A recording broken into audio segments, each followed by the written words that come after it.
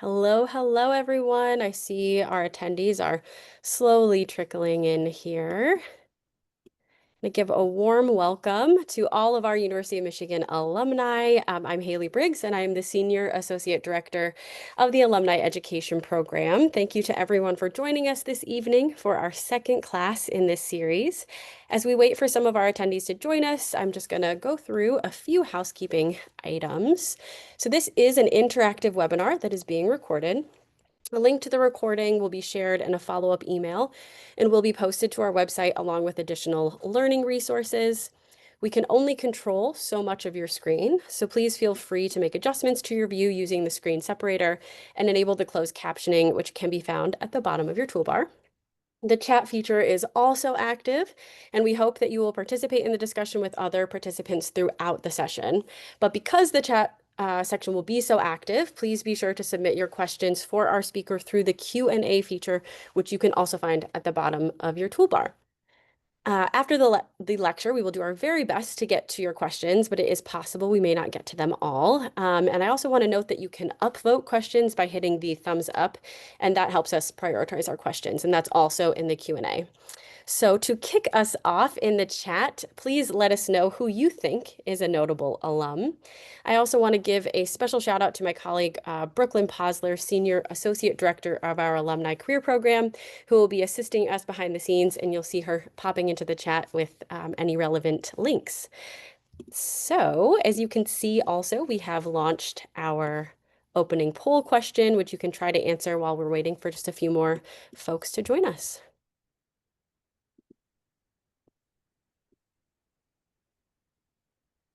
Oh, Darth Vader. Notable alum.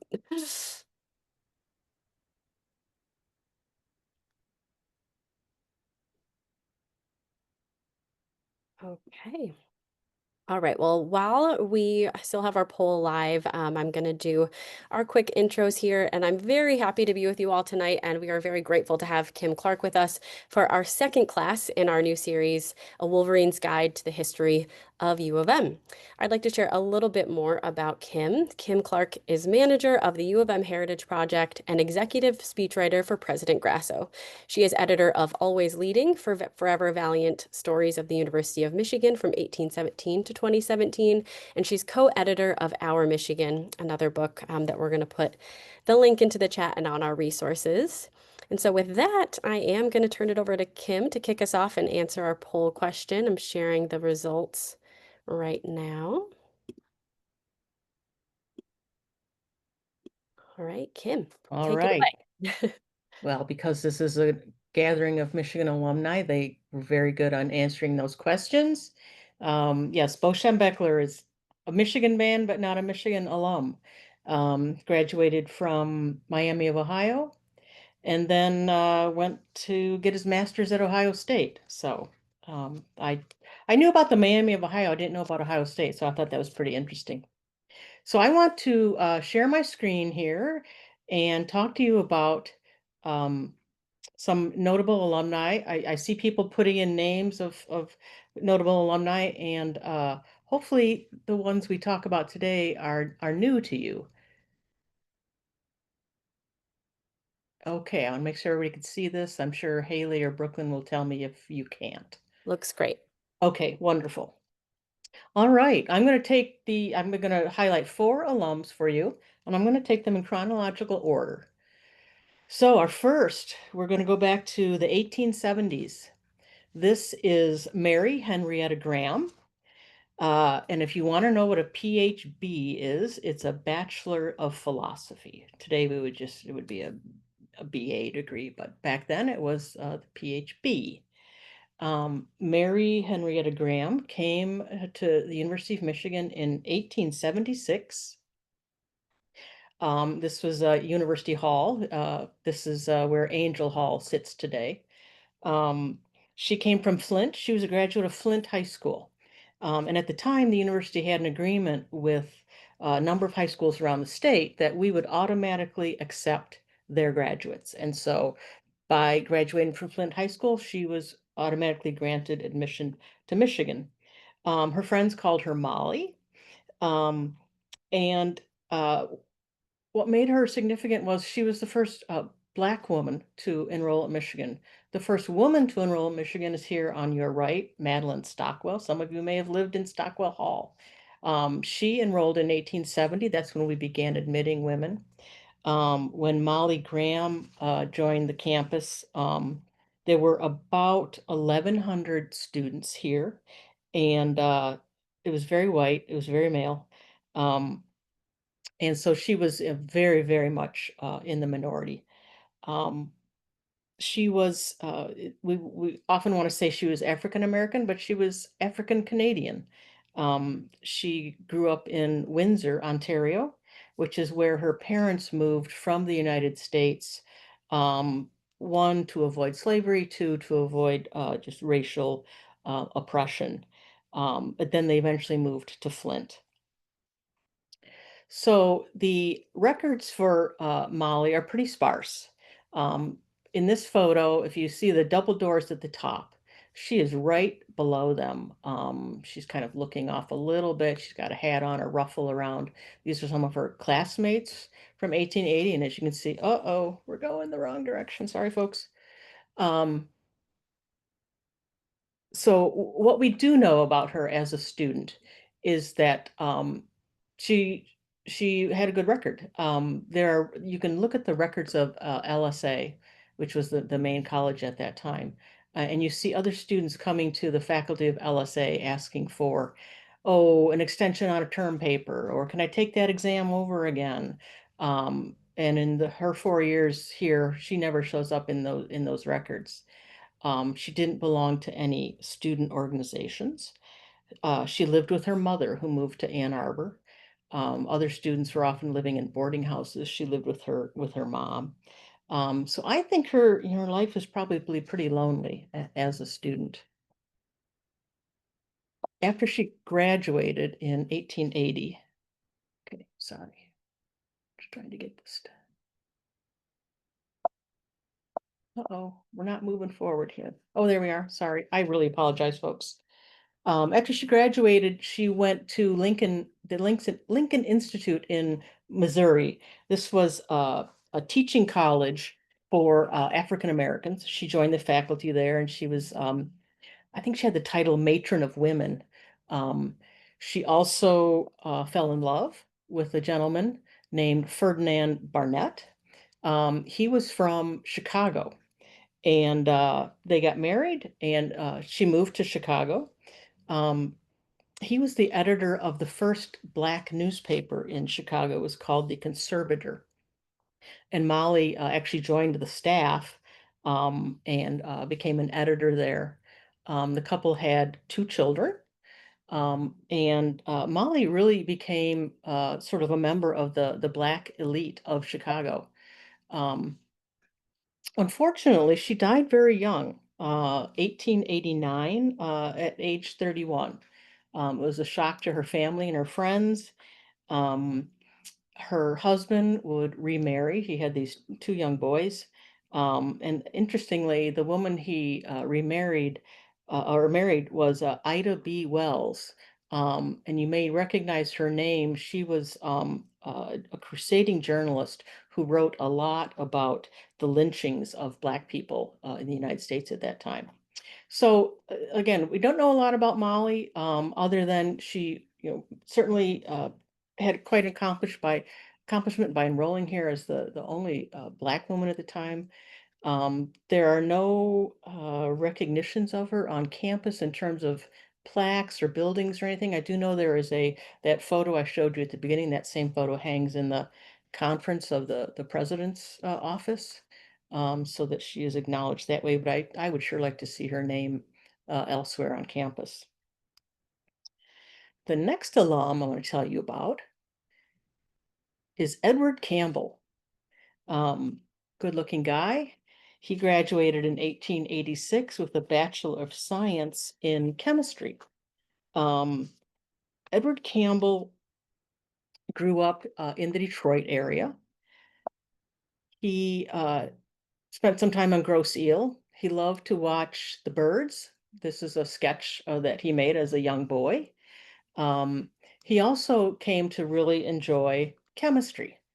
And these are some of his chemistry notes. And anybody out there who studied chemistry, I bet you can understand this, but it is hieroglyphics to me. Um, but he was a good student as an undergrad. He came to Michigan in part because his father was on the faculty of the law school and eventually became the dean of the law school. He became this interest in chemistry. He narrowed that down into metallurgy, and after he graduated, he went to work at some steel mills. Um, because at that time, chemists were a very important part of the workforce in steel mills because they needed to understand the properties of coke and phosphorus and iron and that type of stuff. But he really didn't like working in the steel mills. He wanted to come back to an academic environment. And so he came back to Michigan 2 years after he graduated. This is one of our chemistry labs at the time that he returned. And he had a terrible accident. Um, he was working with some of his students. They were working to understand some of the properties of steel. They were trying to melt it in a beaker using sulfuric acid. And just as Professor Campbell is leaning over this beaker, it explodes right into his face. Of course, he screams, he's very bloodied. He says, "Oh my God, I'm blind, I'm blind." His poor students, I'm sure they were in a state of shock. They carried him across the campus to the hospital. This gentleman here is Fleming Caro with a big image of a human eye. When he looked at Edward Campbell's eyes, they were totally destroyed, and he had to remove both of his eyes. So this is, of course, quite devastating to Edward Campbell. He spends a couple of weeks at University Hospital. This is the men's ward at University Hospital. Um, Now, at this time in history, the end of the 19th century, um, accidents and injuries are the leading cause of blindness in the United States. But there are no blind faculty at Michigan, and very few blind people of that era are actually self-supporting. So while he's in the hospital, he is receiving tons and tons of flowers. The hospital is overrun with floral arrangements. But he is absolutely devastated. Um, he is coming to grips with being blind. He actually, while he was in the hospital, he said he wanted to die. He was married, he had two young children. His wife was expecting their third child. The Michigan Daily called this accident of his the saddest and most distressing accident in the history of the university. And his brother, Douglas, was on the faculty at Stanford, and he was just beside himself. He said, "I can't bear to think of this. You know, he's so young, he's so strong. This is just an incredible blow. I don't know what's going to happen." Um, but then Edward Campbell received a visitor to the hospital, and that was President James Angel. And Dr. Angel was actually the one who recruited Campbell to come back to campus to join the faculty. And he said, "Young man, your best days are ahead of you." And within a couple of weeks of his accident, Campbell returned to the classroom. His eyes were bandaged at the time. It was, again, quite another sight for the students. Um, but he said, "I just have to get on with my life." So he learned to read Braille. He learned to type. He got a special typewriter so he could type his letters in Braille. I don't know if you can see this, it's a little faint, but at the top of this letter he typed to his sister, telling her about this new typewriter that he had. And at the top, there are some Braille images. He also still knew how to use a traditional typewriter. He had the memory of those keys. And so he would just type a letter like, a person with sight would do. And one of his colleagues said it was always very weird to walk by Professor Campbell's office, which was pitch black, but to hear the typewriter, being pounded away on, because Campbell didn't need the lights on. So they just said that was a strange experience. Um, he just said, "I have to continue my work." The Board of Regents always allocated funds so that he could have a student assistant. And this was often a graduate student. And the student would walk down to the Campbell house in the morning and he would read the day's newspapers to Professor Campbell. And then they would either walk to campus or they would ride a tandem bike to campus. And I just love that image. I wish there was a photo of that because I think it'd be remarkable. Um, this is the current chemistry building. I mean, it's one of our chemistry buildings. At the time, this is a new building. This is about 1908. There are now two chemistry buildings attached to it, so it's actually our oldest chemistry building now. But Edward Campbell was very instrumental in the design and the function of this building. If you get the blueprints, which you can find at the Bentley Historical Library, you can open the one of the pages and in pencil you can see please return to Professor Campbell. He just had a feel for how everything in a wet lab should be set up. Um, he said that being blind gave him the endless opportunity to think. Um, he taught the university's first chemical engineering classes. Um, in his personal life, he and his wife would end up having six children. Four of these children he never saw. Um, he lost his sight in 1892. Um, and he continued to teach on the faculty for another 33 years. This is Campbell as an older man. Um, he published 77 scientific papers, 74 of which he wrote after losing his sight. And I thought I'd share, he passed away in 1925. And at that time in his life, he was also beginning to lose his hearing. So the world became very isolated for him. But when he died, the faculty paid a really lovely tribute to him. And I just wanted to read a portion of what they wrote. They said, nothing was ever allowed to stand in the way of his attendance upon meetings. And despite the heavy handicaps of total blindness and ever increasing deafness, he kept up his own research work with courage and patience and with a cheerfulness under adversity which has put most of us to shame. His was a singularly beautiful life. And if you go into the chemistry building in this photo here, in the lobby, there is a large bronze plaque that tells you a bit about Edward Campbell.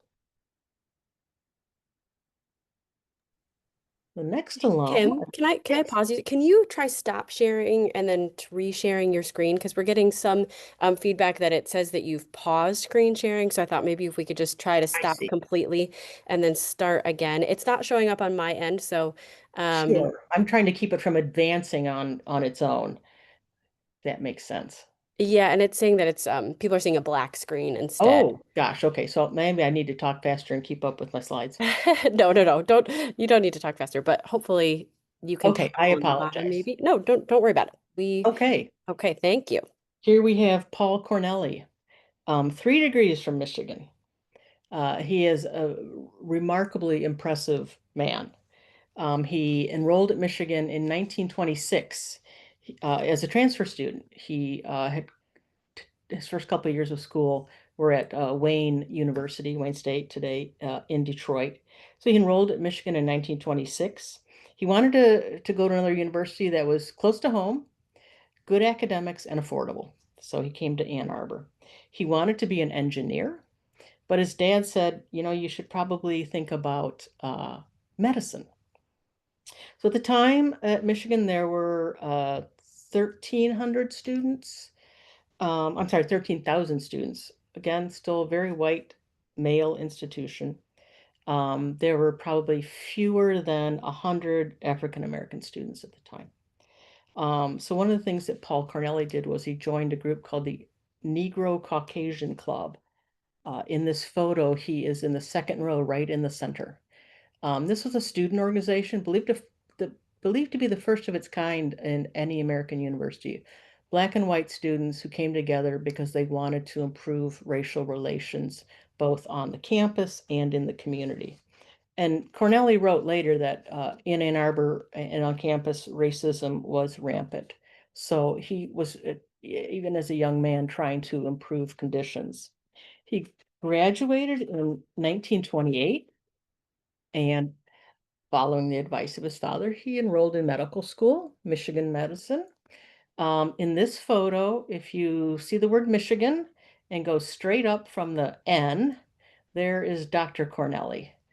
Um, he was one of four Black men in his medical class of about 160 students.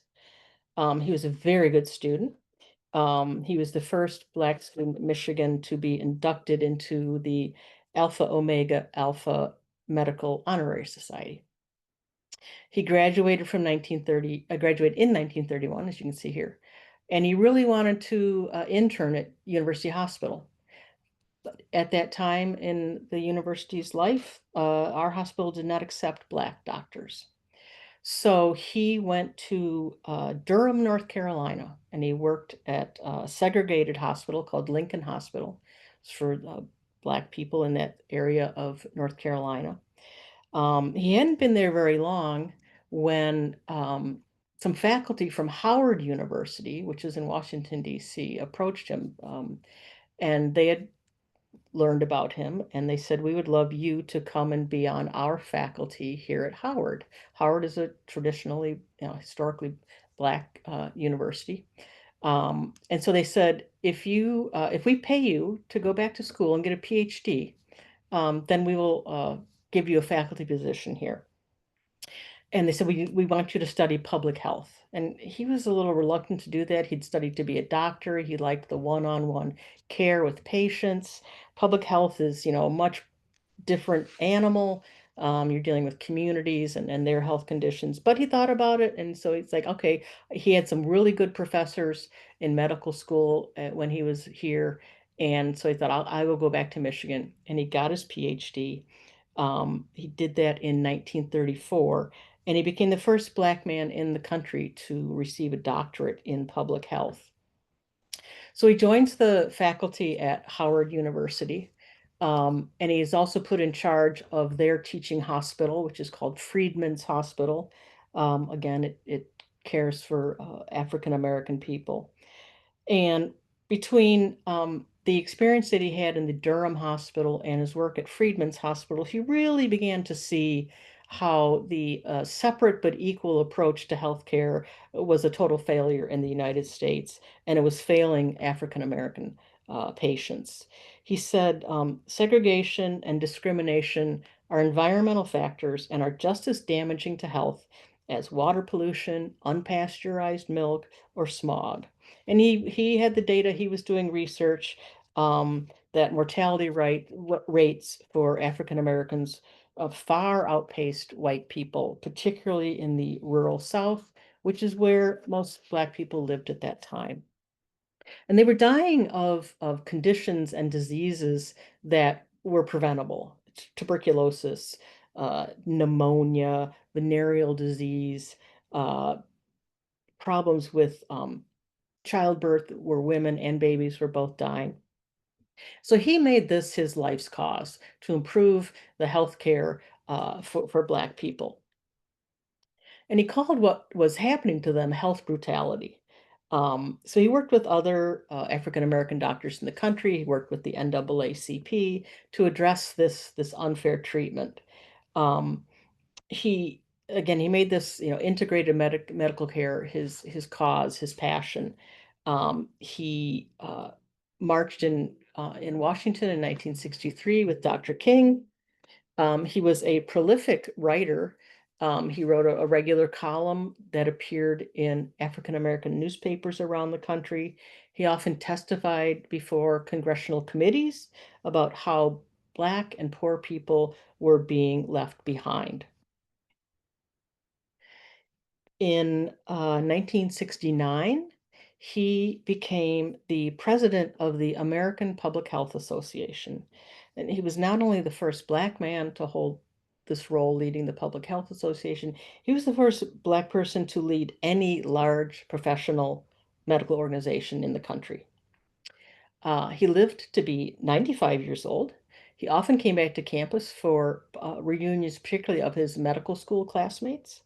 Um, he received an honorary degree from the university in 1968. And the School of Public Health established a fellowship in his name that was being awarded to underrepresented students interested in pursuing academic public health. And just a few years ago at the School of Public Health, they dedicated a very large, beautiful room called their community room. It's now the Paul Cornelli Community Room. And that whole uh, lead up to having that room named for him and recognizing his contributions was driven by students, by public health students who thought the university and their school should be doing more to recognize this man's contributions. And our final alum is a woman named Elzada Clover. I just love her name. Um, she was a two-time graduate of Michigan, uh, master's and a doctorate. And her claim to fame was going down the Colorado River. She was a longtime faculty member. She did this when she was a little bit younger. This is Alzada here in a boat with a gentleman named Norman Nevels. He was a river runner, and she wanted to go down the Colorado River, not so much to go down the river, but she wanted to explore the botanical life along the canyon because that was her field of study. So in 1938, she set off to do this. She was 42 years old. Um, and she said, she has wonderful diaries, and they're at the Bentley Historical Library on campus. And she said, I'm really anticipating the thrill, but I know I'll be petrified. This was a very dangerous river. It's still a very dangerous river. Um, Not a lot of people at that time went down the river and survived. And no woman that in recorded history had ever done that. The Colorado River is what carved the Grand Canyon. But she was determined to do this, and she set out with a couple of graduate students. This woman looking over her shoulder at you is Lois Jotter. She was a graduate student who was studying both botany and biology. That's Elzada standing there with the life preserver on. And they had Elzada brought a second grad student by the name of Eugene Atkinson. He was studying zoology, and he wanted to go on the trip because he had a job lined up after graduation working at a new natural history museum on the west side of Michigan, and he wanted to hunt and bring home some specimens for his museum. So when they launched, this was in June of 38, there was a lot of publicity about this because mainly because there were two women on the trip, and this had never happened before. And there were a lot of newspaper editorials about how reckless they were, that this was folly, that they were going to die. The river was too high and the river was too fast. And both Elzada and Lois ignored that. It was indeed very dangerous. The canyon walls in the summertime, the heat could rise to about 140 degrees. There was always the danger of broken bones, of bug bites, sickness, infection. I mean, once they are in the water going down the river, there's no place to stop. There are a few areas where they can pull off, like in this photo here. This is Elzada. She's fixing dinner because even though she is a scientist on this trip, she and Lois are assigned to prepare all the meals. They are the women on the trip. Um, so when they do pull off to eat, to sleep, they also had to deal with this problem, which was rattlesnakes. They're everywhere in the canyon. Um, but they plunged forward. They made stops so that Elzada could gather up her botanical specimens. She said she was actually having a hard time focusing just on the plants because she was really enjoying this river ride, terrifying as it was at times. She was spending so much time stopping, getting some specimens, continuing on, that the trip became delayed and it became a concern for folks who were waiting for them at the other end. Again, there's no communication, no cell phones. Um, and the Coast Guard actually sent out a plane that flew along the river looking for these six people. Um, and they were delayed because they just kept stopping and looking at the sites and gathering all this plant life. But when the Coast Guard plane is flying over and they finally spot them, they drop these notes down to them and they say, we're the Coast Guard. We're searching for this party of University of Michigan geologists. Are you them? And if you are those U of M people, would you lie down all in a row and then stand up? If you need food, sit up. If anybody's hurt, wave your arms. So on the ground, these six people, they thought this was kind of funny, and they just waved them off and let them know that we're okay. Um,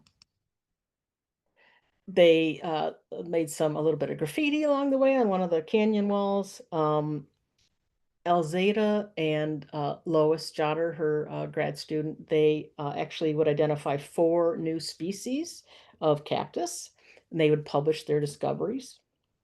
Some of the cacti that they collected either went to the Smithsonian Institute or back to Ann Arbor. I kind of like this. This is one of the specimens. You can actually look at it on campus. I liked it because it kind of looks like the mitten of Michigan.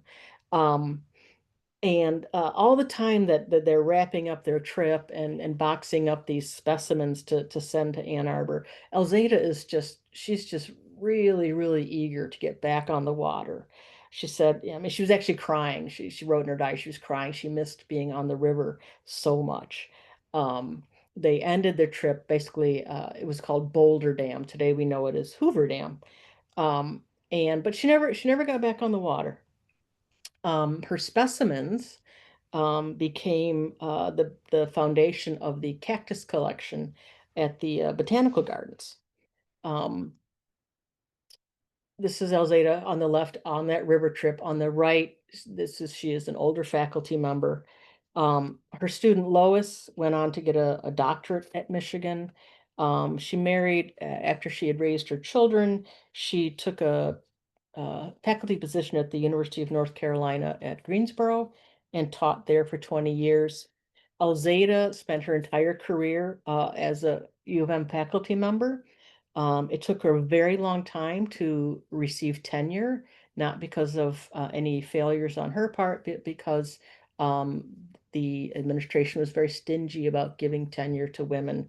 So if you think about, she went on this river trip in 1938. She received tenure as a full professor in 1960.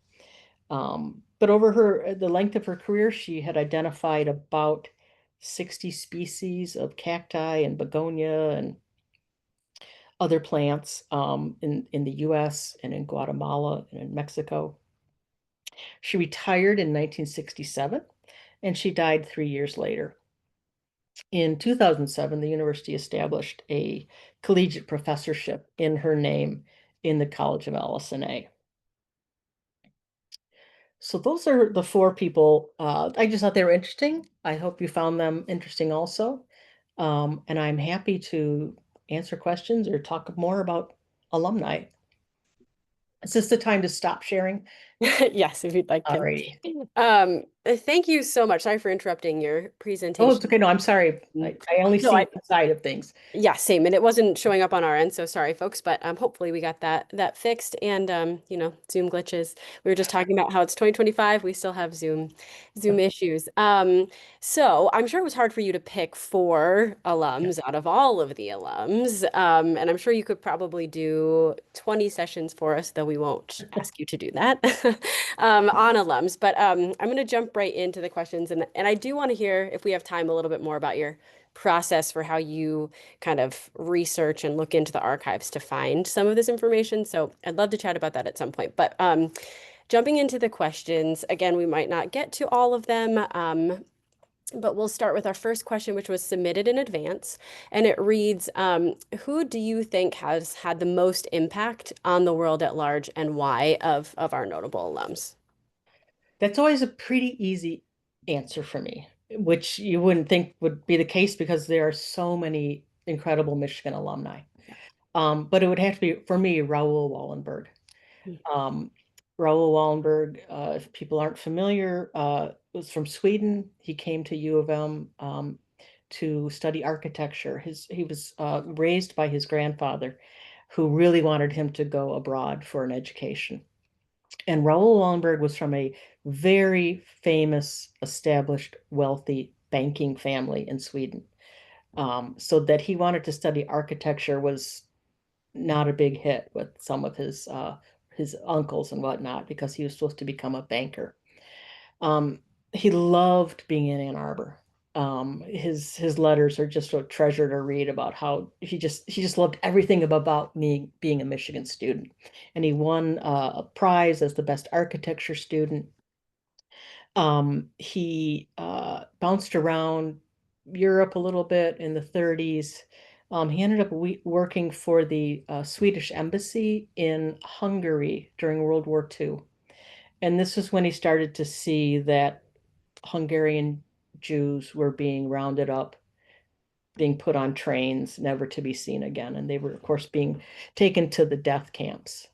And so Raoul Wallenberg took it upon himself to he actually created like a fake passport that he handed out to Jewish people in Budapest, making them Swedish citizens, and it allowed them to flee the country rather than face death.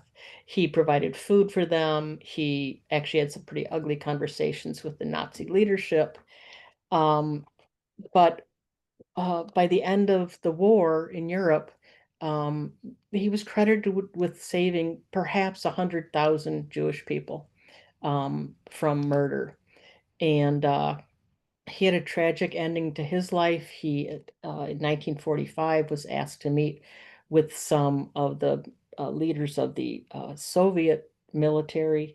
They were very suspicious of what he was doing. He went off to a meeting with them and was never seen again. And the thinking is that he was put into a Russian gulag and died there. But we have a lot of places on campus that are named for Raoul Wallenberg. Notably, we also have the Wallenberg Medal that is awarded regularly, annually, semi or twice, every 2 years, um, to a notable humanitarian from anywhere in the world. So I just think his story is a remarkable one, and it's quite an accomplishment to be able to say, he saved so many people like this. Yeah, and Chris Campbell, excuse me, sorry, I was choking on my water. Chris Campbell has a follow-up question to that. And he asks, oh my gosh, I'm so sorry. Is today's, it's a live event, you never know what's going to happen. Is today's student body generally aware of alums such as Raoul Wallenberg, i.e. those with institutes, programs, structures referencing their names? Well, you'd probably have to ask the students that. I think we try to put that information out there. There's been talk about doing more, particularly at new student orientation, to sort of tell these stories about, the legacies of Michigan alumni. Um, and I know it's hard when you're a student to be aware of the various awards and ceremonies and programs that are going on when you're focusing on your studies. So, if they were to walk by and see there's a, Raoul Wallenberg plaque and whatnot, but we could always, do more to promote history. Yeah, thank you. Okay, our next question was submitted in advance and asks, can you share your thoughts on other not as well-known alums from Michigan that have gone on to do incredible things just outside the spotlight? Sure. Oh, and again, there's so many. Um, uh, Kelly Johnson, um, was an engineering alum in the 30s, and he was an incredible airplane designer. aircraft designer. If you've heard of the Lockheed Skunk Works, the sort of the original Skunk Works, this idea where a bunch of people are in a building and they're just like doing crazy things, that was Kelly Johnson. He designed the P-38 Lightning, which is a warplane from World War II, another jet called the P-80, which was used in Korea. He designed the Blackbird, that really eerie sort of supersonic plane, the SR-71. And he received the National Medal of Science for everything that he did. So he's got a pretty cool career. Um, William Shawn, if you're a reader of the New Yorker, Mr. Shawn, as he was known, was editor of the New Yorker for, gosh, maybe 3 decades, and definitely made the New Yorker what it became today. Um, think of gosh, Janet Guthrie. We just had the Indianapolis 500 this past weekend. Janet Guthrie was the first woman to race in both the Indy 500 and the Daytona 500. Um, Again, an engineering alum, I believe. Um, Larry Page, the co-founder of Google. What would we do without Google? Um, Alexa Kennedy um, received both her bachelor's degree and her medical degree from Michigan, and went on to become the first woman and the first Black woman to be a neurosurgeon in the United States. So those are a few. I could go on and on and on. But I'm sure. yes, I see Eugene Robinson's name popping up. Um, Political commentator for the longtime editorial page person for the Washington Post. Another Washington Post connection is an alum by the name of Roger Wilkins. He graduated in the 50s. He was the second Black man to be class president in LSA. He worked for President Johnson as an assistant attorney general.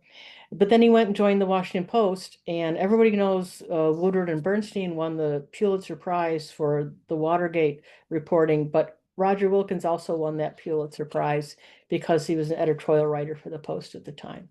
So Wow. I know, I feel like in the chat people could just name people and Kim, you're gonna have their story. Um, okay, we received a lot of questions in advance in registration about philanthropy. yes, Which notable alum has given back the most to the university and how has their contribution benefited U of M? the highest donations from an alum are from Stephen Ross, business school graduate. The business school now carries his name. He's also a huge supporter of Michigan athletics, and our athletic campus is named the Stephen Ross Athletic Campus. So he's the number one donor. We have so many donors who have provided support to the university. Alfred Taubman, his name is on the College of Architecture and Urban Planning. His name is around the health system a lot. Interestingly, he did not graduate from Michigan. He went to Michigan, but he didn't graduate. Um, Helen Zell uh, gave the gift that is funding our MFA program in writing. It's really considered one of the best writing programs in the country, and it's called the Zell Writers Program. Um, those are some of the top donors that come to mind. Thank you. And I did want to mention too, in the newly renovated Alumni Center, we have a wall in our garden level that has a very large notable alumni wall, which I encourage you to come and visit when you're on campus again. We'll also, It's really interesting. no, thank you. It's really interesting. And we'll also try to find, I believe we have a digital record of that for anyone that can't get back anytime soon, and we'll try to share that out in resources for the course. So our next question, well, actually, it's more of a comment from a participant that had shared that in the Q&A that they let us know about Hill House, where a notable alum lived that they believe has since been torn down.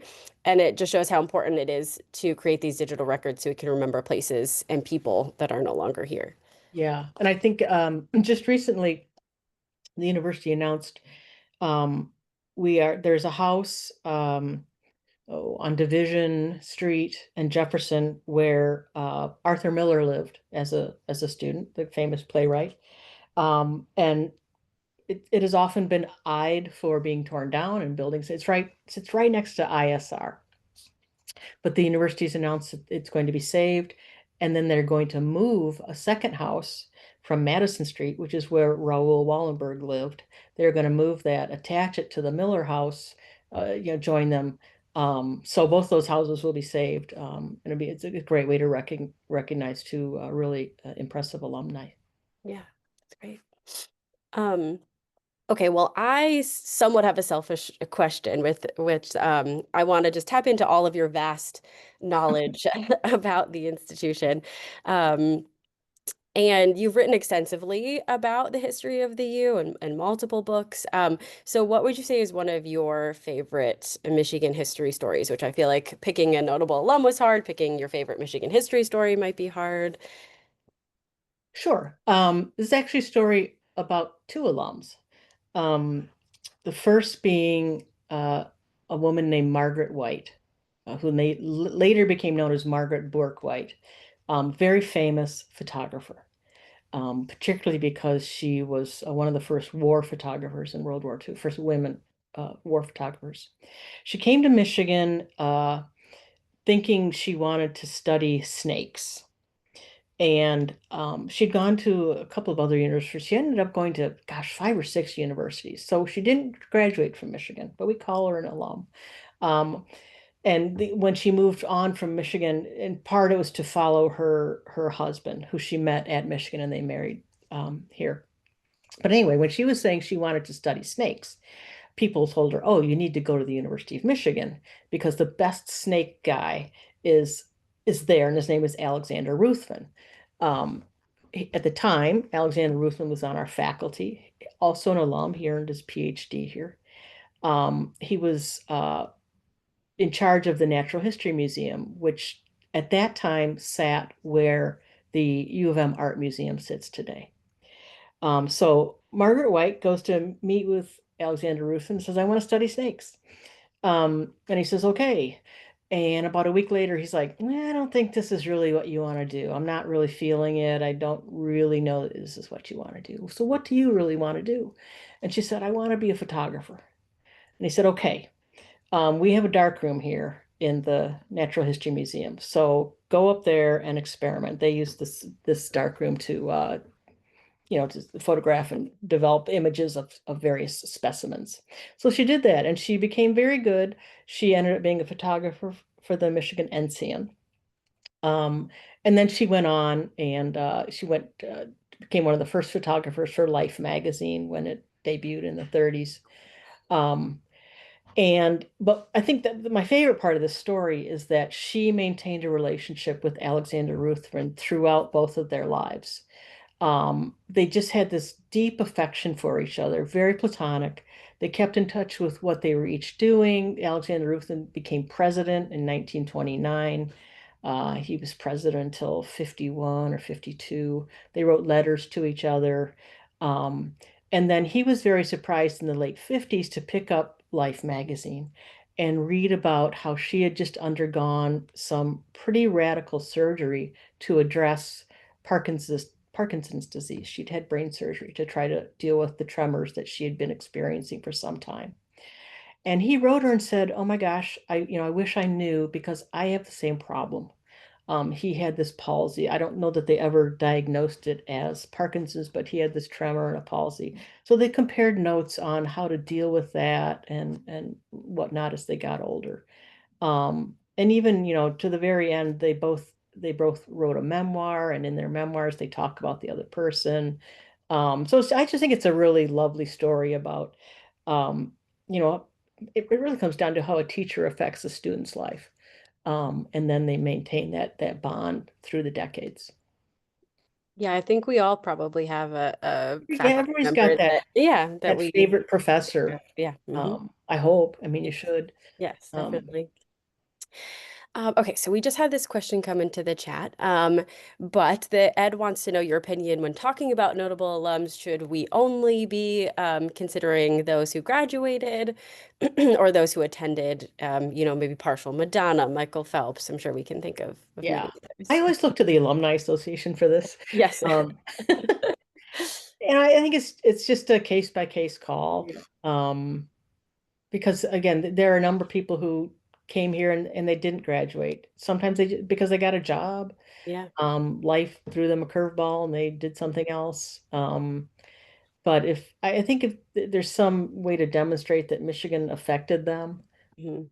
and that is often the case. Again, Margaret Burke White is a perfect example. She doesn't have a Michigan degree, Yeah. but boy, if she hadn't had that encounter with Alexander Ruth, then what would her life be like? Yeah. Who knows? She could have still become a photographer, but I don't know. Um, And oops. Well, oh, go ahead. I'd also like to note that we give many of those individuals honorary degrees. Someone just Yes, mentioned Derek Jeter, who was just here, and I believe he exactly. might have also received an honorary degree when he was the commencement speaker. Yes. Okay, so this kind of we're getting into maybe more recent alums, notable alums. So who are some more recent notable alums that you'd like us to know about? Oh gosh. I think a lot of people have heard about Darren Criss, Yeah, um, Broadway film, great graduate of School of Music, Theater, and Dance. I think he's won a Tony Award. No, an Emmy. Anyway, he get this great shout out when he got his award, Go Blue, which everybody lost their mind he about did. Yeah, that was great. national television. Oh my gosh, let me see. I have a list here. I always look at, the old alums. Um, Larry Page, um, Jesse Norman, very famous opera singer. Again, graduate of the School of Music. Um, you know, I'm gonna just start blanking. Of course, we have, so many student athletes, Tom Brady, um, Barry Larkin, a Hall of Fame baseball player. Um, yeah, Derek Jeter. We'll claim Derek Jeter for his one semester here at Michigan. Um, and again, you see Derek Jeter in a lot of photos, he's wearing a Michigan cap and stuff, so it's kind of fun. Um, I don't know, those are some of the newer alums. Um, and that's sort of the fun is when you see somebody in the news for a reason and you read it like, oh, they went to Michigan, they're one of ours. Yeah, That's always fun. yeah, no, And I can point to our new president, Domenico Grasso. He's an alum. yes.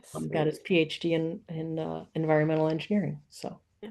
That's a great one to end on, and we have a lot in the chat that are coming through and suggestions of recent notable alums. yes, I see Celia Keenan Bolger. Very good. Yeah, a lot of we have, as most people know, we have an incredible musical theater program. Yeah, Um, if you go to Broadway shows or see traveling shows and you read all those credits of the actors and actresses, you're going to find a lot of Michigan alumni. yeah, yes, I can attest to that.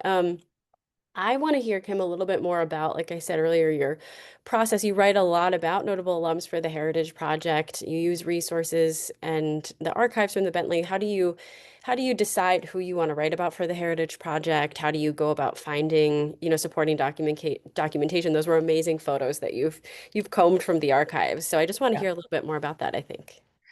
I think it just sort of comes down to being curious about something. So like the Edward Campbell story, the professor who was blinded.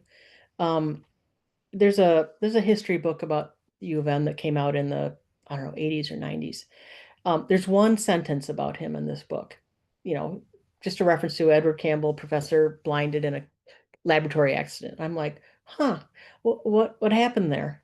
And so again, the Bentley Historical Library is the university's archives, has amazing holdings of the university's history. So start looking at what kind of records do we have on Edward Campbell? What do we know about the chemistry department? The Michigan Daily is a fabulous source of information, and it's in the last 5 years or so, it's entirely digitized. You can access that through the Bentley. And it is just the best, the daily, because that's what tells you what student life was like. Um, Books, papers, diaries, letters. Most of the photos I showed tonight are from the Bentley. Um, and obviously, the more information you have a richer story. Um, Molly Graham, the young black woman, not a lot of material about her, which you won't in general find a lot of material about early black students at Michigan. But I'm going to put a plug in for something called the African American Student Project. This is something that the Bentley launched in part with the university's bicentennial in 2017, and it was an acknowledgement of, we haven't done a very good job of keeping track of our African American alumni. So they made it their mission to try to document every alum up to 1970. And they've done a really impressive job. It's a beautiful website. You can search on names. You can look at alumni stories. You can read, see the various biographies and autobiographies. They've now extended the project to alums up to 1980. And we are always looking for family members who might have had a cousin, an uncle, a great grandparent who went to Michigan. We want to make sure that they are in that database. Yeah, that's great. Thank you. So thank you, Brooke, for putting a bunch of the links in the chat. And we'll also share out the Heritage Project articles that are tied to some of the alums that Kim spoke about tonight. But we're almost at the top of the hour, so I just want to extend a genuine and heartfelt thank you to Kim for being with us tonight. I know you're incredibly busy, and we just really appreciate your time. I love talking about Michigan history, so Yeah, that's twist my arm. and pick up her books because they're very enlightening. I Oh, mean, we'll put links to those as well and continue your learning about the history. Um, we also would like to remind alumni that a recording of tonight's session and additional learning resources will be available on our course webpage. We're going to share the link in the chat to that now, so be sure to bookmark it. There are already some of the resources that we talked about tonight on the website, so you can continue your learning right after our session wraps. And we look forward to seeing you all again next Wednesday night when class is back in session. I'm going to share my screen quickly with a preview of our next session. And it is going to be U of M storytellers Laura Zylan and Deborah Holchip will delve into the lives of two notorious alumni. So we're going to keep that alumni theme going. Herman Webster Mudgett and the Unabomber sharing the fascinating stories hidden within their infamous legacies, and again pulling into that rich information that we have from the archives and from the Bentley. And then I just want to thank everyone for registering for the in-person live session or the in-person field trip on June 14th. ooh, That has officially sold out. But if anyone can't make it for any reason, please let us know and we'll open up more spots, and we'll continue to hopefully do more of these Alum 101 series and field trips in the future for you all to join. So thank you again, everyone. I hope you have a wonderful evening. We'll see you same time, same place next week. And thank you again, Kim, so much. I hope thank everyone you. has a wonderful evening and go blue. Go blue. All right.